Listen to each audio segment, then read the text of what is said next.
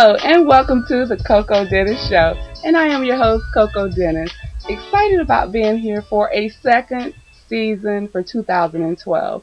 And guess what, to all the viewers out there, I have a phenomenal author here with me today, Miss Denise Stokes. How are you doing today? I'm wonderful. Thank you for having me. Great. To all the viewers out there, I have to share with you who this amazing woman is. Denise Stokes.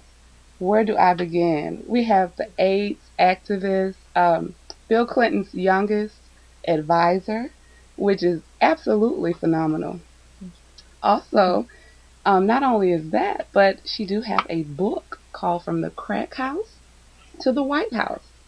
And supermodel, the list goes on and on. So make sure you continue to tune in so that we can share all the details with you.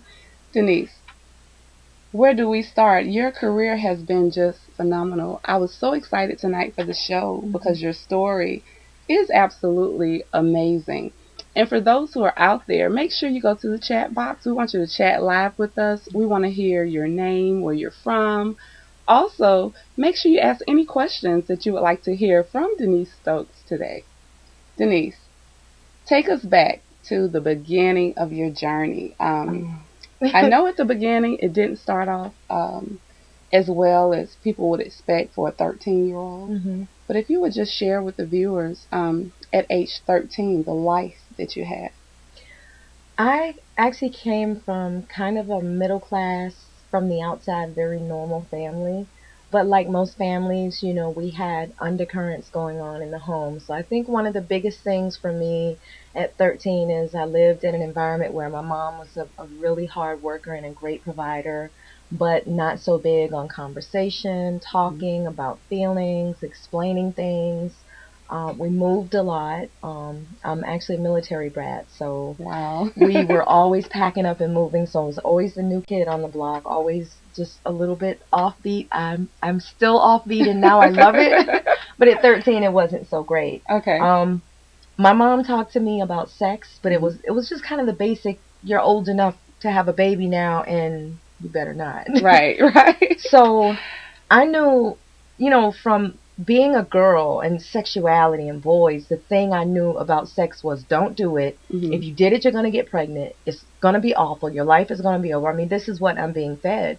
So when I was 13 years old and I left my mother's house to go write poetry because I wanted to be the next Maya Angelou or the first super intelligent supermodel or something along those lines, I left home on an afternoon that I normally left home, and I went to some apartments they were building across the street, and that's where I was raped by one of the construction workers that worked the site. And it was really traumatic for me, not just because of the emotional violence and the physical violence, but it was also traumatic for me because I realized at that moment that no matter how much I thought so before, I knew in that moment there was no place to turn. For me, there was nobody to talk to. There was no comfort. There was no explanation. I didn't know what to do with that. And I think that's in my life when I started to stuff things and really get quiet and really hold them in. At age 13, Denise, I can't imagine how a 13-year-old basically just going through the routine, coming to and from, and all of a sudden you're hit with something that traumatic. At that point, do you tell anybody, you know, your mom, family member, friend? No. I actually intended to tell my mother, but anybody who was raised, I don't know how it was being raised in the North. I was born in New York, but I was definitely raised mostly in the South. You know, the street light rule, you better be home before the street lights come on. I didn't make it home before the street lights came on that night. So as I walked into the door, really shaken, really numb, really, as a matter of fact, I had been walking for a really long time, and I don't know how far or where I walked. I was just that numb. When I finally got home, as soon as the door opened, it was the punishment for coming in after dark, and I just stayed silent after that. Now, Denise, dealing with something so traumatic, knowing inside that, okay, this wasn't right, if I tell someone, were you thinking you were going to be punished, or was it shame, or was it embarrassment? It was I just knew I would be in trouble for not being a virgin anymore. Okay. And it's something that we really don't think about a lot. I mean, we think a lot about what messages to send our kids, how important it is for them to know certain things. But you have to remember, when you're dealing with a blank mind, the way you put it is just as important as what you say. Absolutely. So we never talked about feelings or right or wrong or good touch, bad touch, or we never talked about these things. So all I knew is that what I felt I had been fed is that if you're not a virgin, correct, you're going to hell. Correct. Yes. I mean, that was the bottom line. So Definitely. I didn't want to be the one to say, and it didn't dawn on me at the time, because he shouldn't have done that. I just found a numb place. I mean, that's the only way I can describe it. I just found a really quiet, numb place. And for me, poetry and listening to Prince was my outlet for trying to process feelings. Deal with this. For the viewers that are just tuning into the KoKo Dennis Show, definitely want to say thank you. We're here with Denise Stokes. Denise is just sharing with us at age 13, being raped, walking to and from home. And just want to share with teenagers and kids out there, what can they do? Because a lot of kids don't realize they have a voice. And that's one thing I would like to share. You do have a voice. Absolutely. You can tell someone. Absolutely. The public shame, embarrassment, it is really not your own. Right. But people will make you feel like it is. It is. So what advice do you have to the young women? For young women and for older women, it's rape is rape is rape. And it doesn't matter if it was a stranger, it doesn't matter if it's someone you were dating, but the answer was no. It doesn't matter if you were all of these things that we put around it. There's help available. You have to tell somebody, because you can't go through that by yourself, and you don't have to go through that by yourself. There are rape crisis centers. There are rape hotlines. If you don't feel comfortable talking to somebody in your own house, I promise you there are a lot of big sisters and big brothers, because young men are raped too, that you can talk to. I stayed silent because I didn't know how to speak up. I didn't know that I had a right, even a responsibility for my own well-being. I didn't have the courage. That's not how we grew up. We grew up that children are to be seen and not heard. Correct. And, when things like this happen, we have to talk, because what happens is 5 years later and 10 years later and 20 years later, that pain is still there. And more than that, the damage that it did on the inside to our self-esteem, to our sense of well-being, to our sense of safety, to how we relate sex to love, it impacts so many areas of life that we absolutely have to talk about it. Very, very good point, Denise. Very good point. Also, age 16, contracting HIV. And did the HIV, did that lead back to the rape at age 13? Well, I fell in love first. No, I'm 16. I'm supposed to. That's what I'm supposed to do. Now, I dated someone because he said, "You're pretty. Okay. You're a good person." He said all the things that I hadn't heard. It's so important for us to tell ourselves, yes, and for the people in our households to tell us what value we have. Because I fell in love because someone saw value in me that I didn't, and that I wasn't hearing, and that I wasn't feeling. And so for me, that was love. And I started a relationship at 16 with a guy that was a few years older. And at that point, a lot of things happened. I ended up getting kicked out of the house and trying to go into the military to find a way to stabilize myself. And that's how I got diagnosed with HIV. And at the time, I didn't know, but as the guy I dated got tested and he didn't have it, then it was obviously when I was raped at 13. So I have always been HIV positive. I've been HIV positive for 30 years now. So from the very first time I ever had sex in my life, even though it was involuntary sex, I have never had sex not HIV positive. That's how long I've had this. Now, going back from 13 years old with the rape, coming to now 16 years old, falling in love, and actually we all have our own perception of love. Recognizing love for whatever it is that makes us feel good at that time. And even getting to that point, Denise, at what point did your life drastically change with, here I am with HIV, I didn't ask for it. What were some of the phases that you went through during this process? Um, I went through a lot of phases, but I think what I learned and what I saw around me and what was ingrained in me was to not deal with it. Okay. I didn't know how to deal with it. I lived in a world, you know, and HIV is always tough. It's always tough. Whenever you're diagnosed with HIV, that's a tough day in your life. It doesn't matter if it was back when I got it or now. It's a tough thing to hear.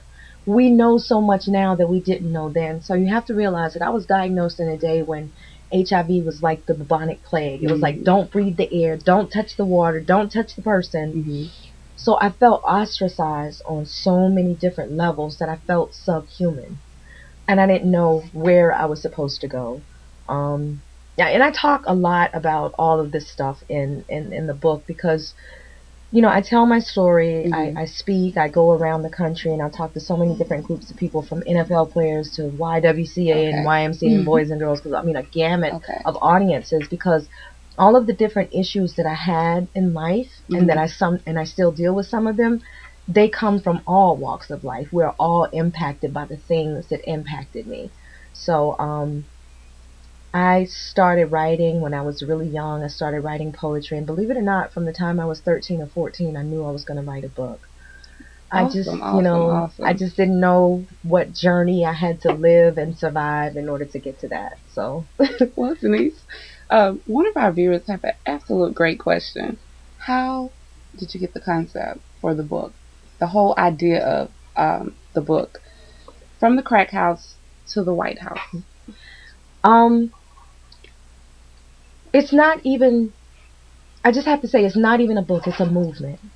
It is everything that I am, have been, have experienced in my life. It is that talk that you didn't have with your mother to try to understand things. It is that secret that you never let out that still lives in you, that you have to deal with before you can grow as a human being. It is that thing that you haven't been willing to face. I wrote from a place that was just so unguarded that I told, yeah, I've been getting so much feedback about the book, as far as, you know, people reading it and just putting it down just halfway through and not even be able to get through it and say, wow, this impacts me. And so that's why I say it wasn't like a business concept. It wasn't like a business plan, or it was just really everything. You know, I have 30 years of experience of living with HIV.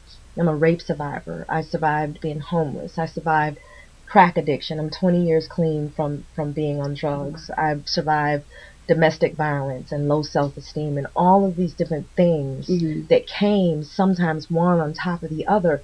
And what this book is for people to touch those things inside of themselves, for you to talk to your daughter, for you boys and men to get an understanding of what it's like and what it feels like, you know, in a woman's mind and in a woman's life, going through all these things when you see a pretty girl, when you see a nice butt, you see exactly. But what happens in here, and how did she get there?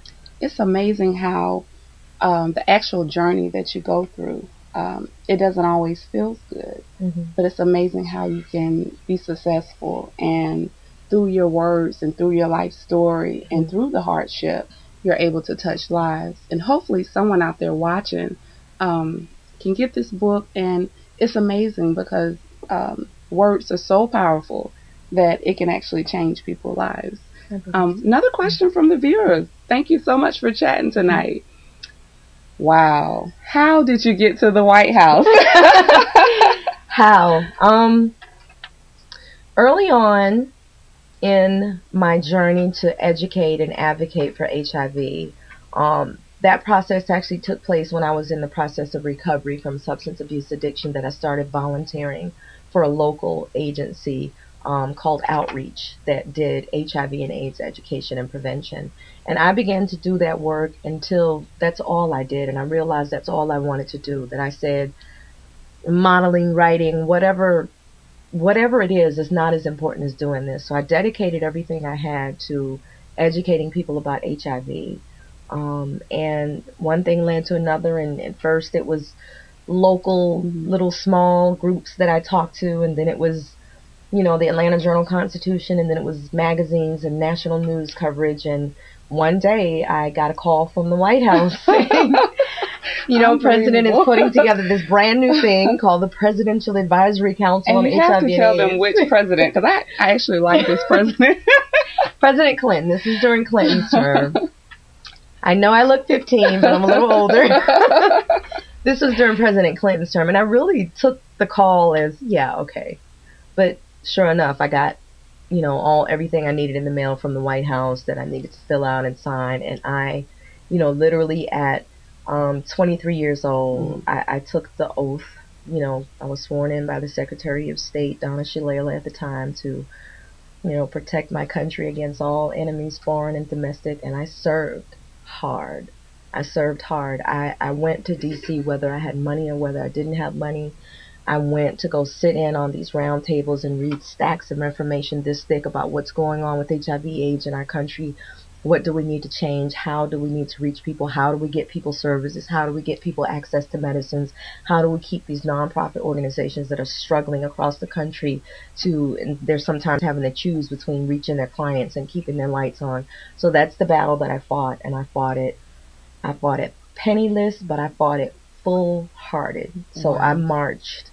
I don't know, for people who have been or known about this movement, you understand, but for people who haven't, you have to understand that in my lifetime, a brand new civil rights movement took place, because we went from discriminating against people because of the color of their skin to the content of their blood. And so those of us with HIV, we were told that you're damnation of God. This is a punishment. You deserve this. We were told you can't go to school here. You can't live here. We don't want you working here. I literally had to fight, and I and many others, many of whom have passed on, we gave our lives to make sure that people with HIV were covered under the Americans with Disability Act and treated like real human beings that we are. Denise, one thing about discrimination, I definitely want to touch on that, because one of the things with discrimination, so many times when people, other people's views are so important to some of us. So do you actually share that information? I'm HIV positive, whether it's a relationship or newfound friends. Is that information that you share, or is that something that it took you a while just to get to that point to open up about the HIV? That's been one of the biggest challenges of this struggle, has been the stigma that is still sometimes attached to HIV and AIDS. Personally, I dedicated my whole life to this, which means that when you meet me, I talk about who I am and where, because it's, hi, what's your name, Denise? Oh, what do you do for a living? I'm an advocate for HIV.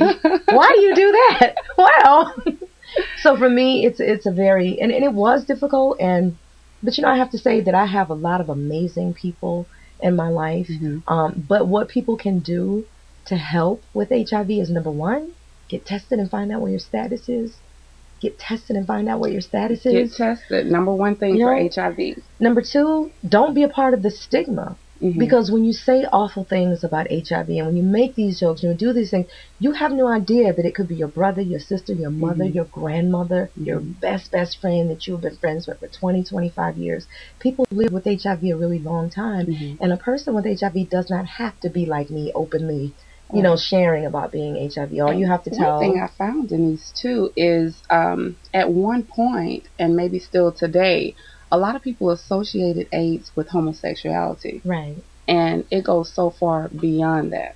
Yeah. So please tell our viewers, what are some of the things they can do? Abstinence is not the one that they always want to hear, but what are some of the things? What are some of the things that they can do to protect themselves going forward with HIV? Because you can't really look at the person and tell. So what are some of the things just to protect yourself? Abstinence, again, is one of the most, the safest thing you can do. But it really is, and it's something that, I'm a modern woman. I'm a warrior. I'm a human being that has my own sexuality. I'm not numb and dead. I live, I vibe, I'm here. But I mean, we have to talk about abstinence like why is it such an awful thing to say, hey, let me take a minute. I'm a grown woman. I'm in a relationship now, but prior to being in a relationship, my thing was, and why do I want you? It wasn't, oh, please take me. It was, wait a minute, I have some value. This isn't just something to do. this is really important. Mm-hmm. If you don't think it's important, then we definitely don't need to be dating. If you do, I mean, sex has become just this thing we do. Mm-hmm. And I'm like, when did that happen? When did it happen that virginity was something that just, oh yeah, Tuesday I was a virgin, Wednesday I'm not, no big deal. Correct. I got the best milkshake. I got, you know, it's like we brag about these things that have to do with our sexual prowess, but I'm like, who are you? Mm-hmm. Who are you? Not what size are you, right. not how you built, not how many you knocked off, but who are you? Until we know who we are, how do we really share that with somebody else? And Denise, what was your biggest challenge as far as discrimination? My biggest challenge is the same one that exists today. This is what I do. This is all I do. People think I'm rich. People have so many misconceptions about how my life is, mm-hmm. but I literally get up every single day and I try to figure out another way, a better way, a more effective way to reach people and let them know that you have value. I care about you. I don't want you to become HIV positive, but beyond HIV, you know, if you're an addict, you know, you can find recovery and stay clean. Mm-hmm. You know, self-esteem is something that we all have to work on. It's not just about AIDS. It's not just about HIV was one of the things that catapulted me into wanting to make the human condition better. But again, all these other issues that go along with mm-hmm. it, you know, substance abuse, rape, self-esteem. My biggest challenge is trying to figure out how to reach more people every single day. Awesome, awesome. Also, for the viewers out there, make sure you follow Denise Stokes. Awesome story. From age 13 all the way up to now. Denise, supermodel, BET's Wrap It Up. I mean, so much that Denise has done. Her story is not your average story. Not only that, but I told Denise before the show, it's so important to show her journey from the beginning. Yeah. Because she is successful now, and she's actually taken what's inside of her and given it to the world in order to help. So definitely, Denise, what advice would you give to those who are trying to make it? Because our motto here is crushing all doubt. Mm-hmm. So enhancing your thoughts and just pushing you towards your dreams, you know, and crushing all doubt. So what can you share with the viewers overall? Because you've done so many things, but no matter if it was the White House or no matter if it was BET, what I hear you saying is overall your ultimate goal is to help the people, right. which is so important, so important. Right. I have to say that everything that I've gone through in the last 30 years, I put everything in this book. It wasn't about being embarrassed. It was about just being absolutely transparent. This is what it felt like. This is what I thought. This is how I got through it. This isn't a book. I don't sell books. What I've done is I've taken my entire life.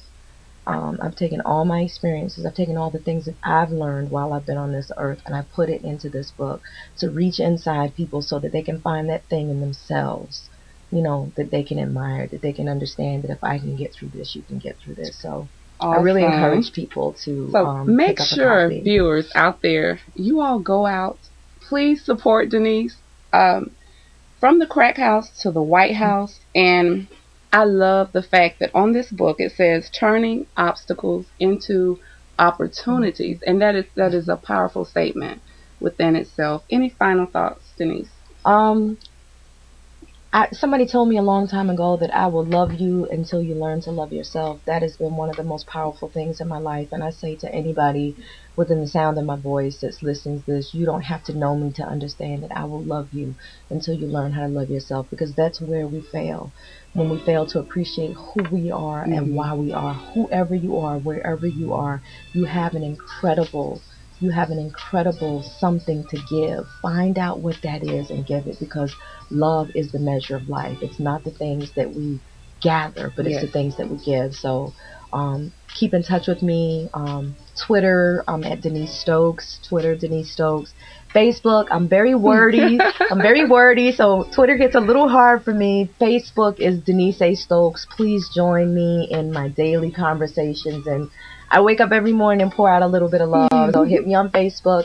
DeniseStokes.com is where you can find out how to get in contact with me. You can purchase my book. You can have me come out and speak to your group.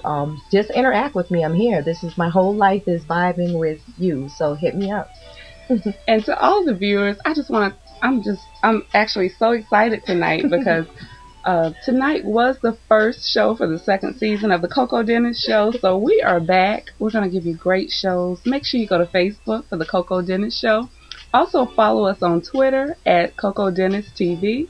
And for any advertising and marketing, make sure you go to KoKo Dennis TV show at gmail.com. And again, I'm your host. Remember, we are crushing all doubt. I know that there's hidden talent out there. We're looking for you. We have a platform, and what we want to do is push you towards your purpose. So until next Tuesday at 8 o'clock, we will see you then.